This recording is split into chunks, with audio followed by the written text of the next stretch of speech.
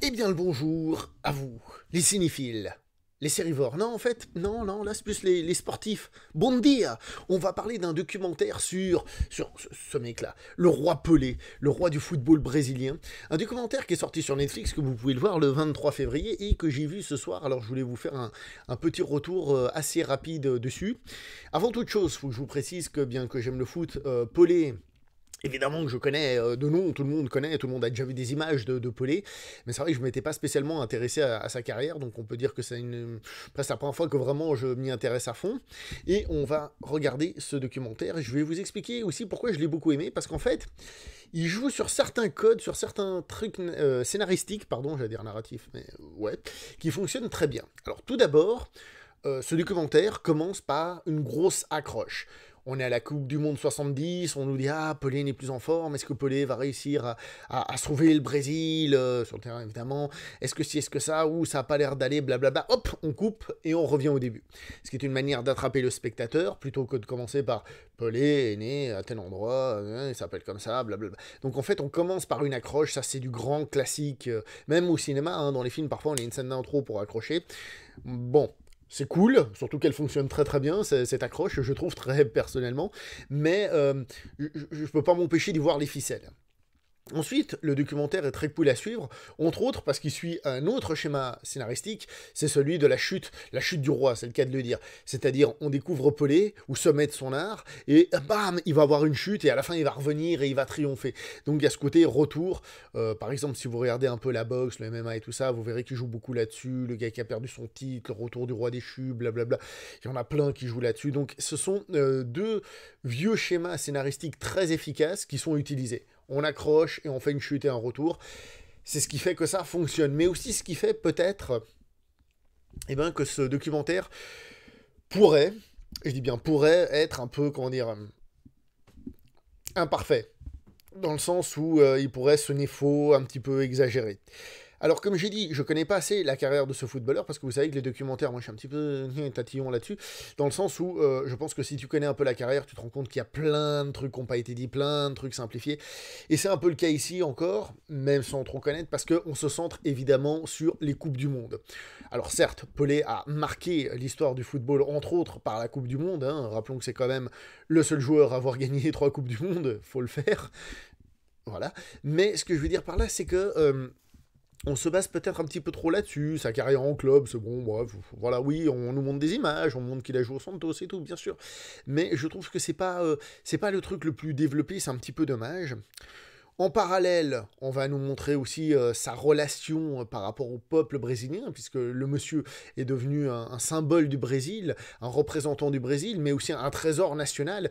Donc on nous montre que justement, les victoires à la Coupe du Monde et tout ça, ça a permis au peuple brésilien de ressentir de la fierté, tout ça, etc. On va aussi nous parler de la période de la dictature, comment lui il l'a vécu, comment lui il s'est adapté. Et on va suivre tout ça avec un certain intérêt, avec des images très bien montées entre elles. Hein. Je trouvais que le truc était très très bien réalisé, très bien monté, les images et tout ça. C'était fluide, c'était beau. On était dedans, franchement. On a beau connaître l'histoire globale. Moi, je connaissais pas forcément les résultats, mais l'histoire globale, on est dedans, on a envie de suivre, on est pris émotionnellement par les victoires et les défaites de ce joueur de foot et de la Seleção. Donc, à ce niveau-là, ça fonctionne très bien. Une des choses que j'ai appréciées, c'est que, évidemment, ce documentaire, il va pas dire que des qualités de Pelé. Il va aussi pointer quelques défauts. Je tiens à préciser qu'il le fait de manière assez légère. Il y a un moment où c'est un petit peu plus appuyé concernant la dictature, un lien qui est fait avec Mohamed Ali d'ailleurs, mais je trouve que ça reste léger. Par exemple, on va nous parler de son premier mariage. Je ne sais même pas s'il s'est remarié derrière, d'ailleurs. On nous explique ça. C'est là, certes, c'est expliqué. C'est assez sobre. Voilà, on nous explique pas grand-chose, mais il y a quand même 2, 3 défauts qui ressortent de temps en temps et tout ça. Et ce qui est aussi cool, c'est que forcément, on entend, certes, Pelé qui parle, mais aussi ses coéquipiers d'époque, des journalistes d'époque et tout ça. Et je trouve que ça donne vie, ça fait un peu histoire vivante où vraiment ces personnes viennent raconter des choses. Et il y a une scène que j'ai trouvée absolument succulente.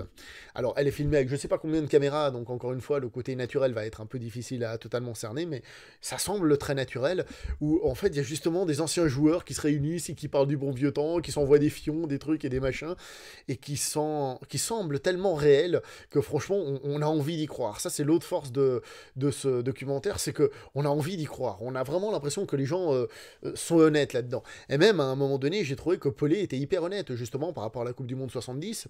Il fait, oui, voilà, le pays avait besoin d'être assuré et tout ça, mais il dit, non, je vous mentirais si je vous dis que je suis allé à la Coupe du Monde pour soutenir le peuple, pour le peuple et tout ça. Il a dit, non, non, non, j'y suis allé pour des raisons personnelles, c'est un défi personnel, donc j'y suis pas allé en mode chevalier blanc qui a envie de défendre le tout. Donc voilà, assez honnête, sans doute évidemment pas assez profond, pas assez dans la critique, pas assez dans plein de choses, mais il fonctionne très très bien en tant que divertissement. Les images qu'on voit de Pelé à l'époque, bah franchement, on se rend compte, même encore de nos jours, à quel point le mec était bon, hein, malgré le passage des années, que le football est devenu beaucoup plus compliqué, beaucoup plus technique, etc. D'ailleurs, hein, on va pas rentrer dans des débats de qui est le meilleur, c'est Pelé, c'est Maradona, puis après il y a les néos qui débarquent en disant non, c'est Messi, c'est Cristiano. Les gens, chacun à son époque, et chacun a révolutionné le foot à sa façon, et Pelé, ça reste un tout grand, donc voilà, et quand on voit les scènes, c'est comme si c'était un film, quand on voit les extraits, les actions de jeu qui sont montrées, on se dit waouh, waouh, quand même. Alors évidemment, elles ont été sélectionnées, hein, je veux dire, il fait quoi, 1h45, en 1h45, on n'a pas toute la carrière, on n'a pas tous les ratés qu'il a eu, tous les trucs et les machins, bien sûr que non, c'est une sélection, c'est une sélection, mais quand on sort de ce documentaire, on se dit, ah ouais, le mec, il était quand même vachement fort, comme j'ai dit, on a vibré avec lui, on est pris dedans, on ressent ce côté représentant du peuple et tout, et ça fonctionne bah, extrêmement, extrêmement bien. Et voilà, en fait, je vais pas faire très très long, parce qu'il n'y a pas grand-chose à développer de plus que ça. Après, il faut juste prendre le plaisir de découvrir ce documentaire. S'il y a des spécialistes en foot et en pelé, en foot, il y en a plein, mais en pelé, n'oubliez pas de me dire des choses dans les commentaires, pardon, dans les détails, parce que justement, je viens de repenser à un détail. Aussi, un petit détail, c'est qu'évidemment, on met Pelé en avant comme étant le grand leader, limite le seul joueur de l'équipe, alors qu'on voit les résumés des matchs, et il y a plein d'autres joueurs qui marquent des buts, par exemple, et on oublie par exemple de parler de la défense, ou d'un gardien, ou des choses comme ça. Alors, pour excuser un peu le documentaire, certes, il oublie tout ça, ce qui est dommage, même si, comme j'ai dit, il y a des joueurs qui sont interviewés et qui parlent, hein. Mais il y a, on va dire, dans toute équipe, il y a des leaders charismatiques, des leaders qui sont en dessous, et aussi ce que l'histoire retient. Si je vous dis la Coupe du Monde 98, eh ben, on va généralement retenir Zidane. Alors certes, Zizou, c'est Zizou, hein, un peu de respect, mais ce que je veux dire par là, c'est que c'est pas lui qui a gagné la Coupe du Monde. C'est pas lui tout seul qui a gagné la Coupe du Monde, loin de là. Et bon, ça c'est un des défauts du documentaire, c'est qu'il se centre tellement sur la figure de Pelé qu'on oublie presque que le foot c'est un sport d'équipe et que tout seul, bah, tu gagnes rien. Ça c'est encore plus on va dire, de nos jours, où à l'époque le football était un peu plus libéré, on va dire. Mais voilà, bref. Ça fonctionne bien si on se prête au jeu, si on a envie de découvrir. Le tout est en portugais. Bon, de temps en temps, il y a une phrase en italien, une phrase en espagnol, une phrase en anglais, etc. Évidemment, même un tout petit peu de français. Mais ce que je veux dire par là, c'est que c'est un reportage en portugais du Brésil.